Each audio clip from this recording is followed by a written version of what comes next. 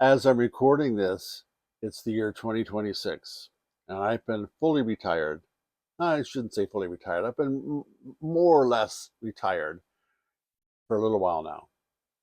In the last few conversations, we talked about the things that truly matter and why, after 60, there are days when staying at home just feels right. Not because we're giving up, not because we're tired of life, but because something inside has shifted. Today, I want to talk about what often follows that kind of a shift. That quiet concern many people don't want to say out loud. It sounds something like this, and my sons have told me this. If I slow down too much, if I enjoy the quiet too much, if I don't push myself the way I used to, am I still living fully? And to be honest, that question came to me in retirement because there is a difference between rest and slowly disappearing from life. And wisdom, real wisdom, learns how to tell the difference. You know, one of the biggest lessons retirement has taught me is this. Your purpose in life doesn't end when your work ends, when your job ends. It doesn't retire when we retire. It simply changes shape. Earlier in life, purpose was loud. I don't know if you ever noticed that. There was all kinds of schedules and deadlines and meetings you had to go to. You were being needed everywhere, all at once. Now, in my retirement years, purpose feels a little quieter.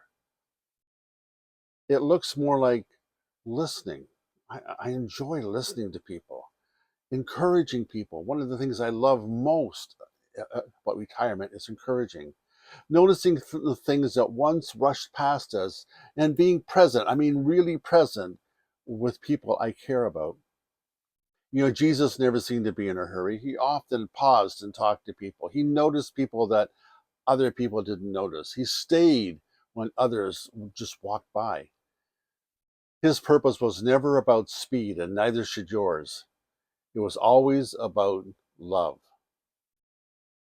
Now, let me say this gently, because I've had to say it to myself. Slowing down is healthy. Withdrawing completely is not. Staying at home can be very nourishing until it quietly turns into avoiding connection.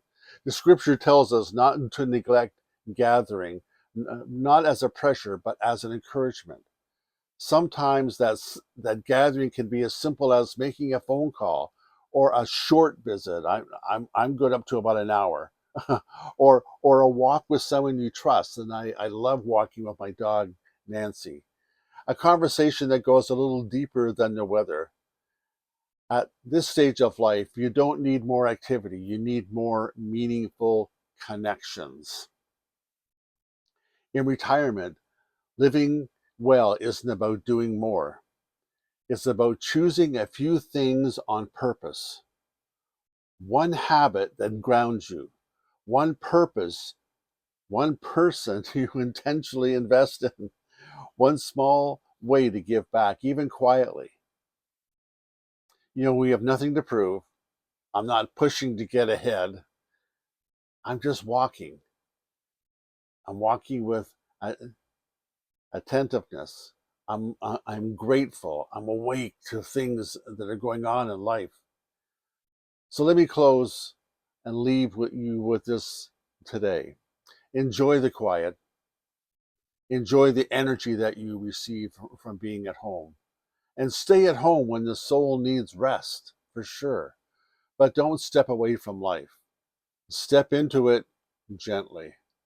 A slower life can be a meaningful life.